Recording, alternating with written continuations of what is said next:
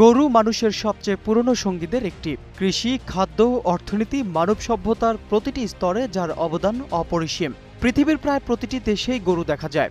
Bangladesh, Bharat, Africa, Europe সর্বত্র এতটাই স্বাভাবিক উপস্থিতি যে অনেকেই মনে করেন গরু বুঝি নির্দিষ্ট কোনো অঞ্চলের প্রাণী, বিশেষ করে দক্ষিণ এশিয়ার।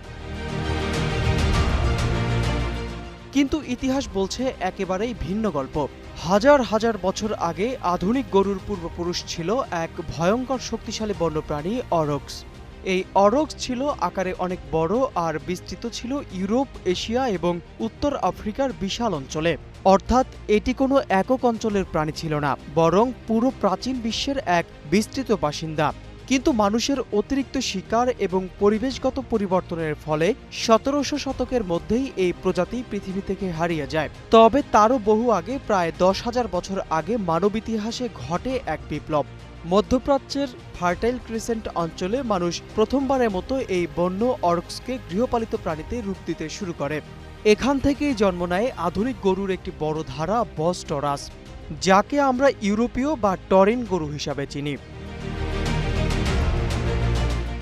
একই সময় দক্ষিণ এশিয়ার ইন্দাস উপত্যকায় আরেকটি গুরুত্বপূর্ণ গৃহপালন কেন্দ্র গড়ে ওঠে। এখান থেকেই আসে কুজওয়ালা গরু, অর্থাৎ জেবু। এরপর শুরু হয় এক দীর্ঘ যাত্রা, মানুষের সঙ্গে গরুর যাত্রা। মানুষ যখন নতুন নতুন অঞ্চলে বসতি গড়ে তুলেছে, তখন সঙ্গে নিয়েছে তার গবাদি পশুও। নদী, মরুভূমি, তৃণভূমি পেরিয়ে গরু ছড়িয়ে পড়েছে পৃথিবীর এক প্রান্ত থেকে আরেক প্রান্তে।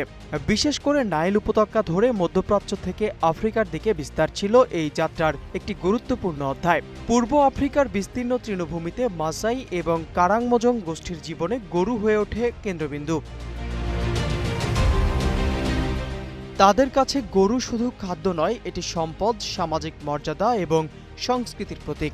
এই কারণেই আজ আফ্রিকার অনেক অঞ্চলে অসংখ্য গরু দেখে মনে হতে পারে এটি যেন সেখানকারই নিজস্ব প্রাণী। কিন্তু বাস্তবতা ভিন্ন। এটি কোনো এক অঞ্চলের গল্প নয়, এটি হাজার বছরের বিবর্তন, গৃহপালন এবং মানুষের সঙ্গে অভিযাত্রার গল্প। তাই গরুকে যদি কোনো একক অঞ্চলের সম্পত্তি ভাবা হয়, সেটি পুরো ইতিহাসকেই অস্বীকার করা হবে।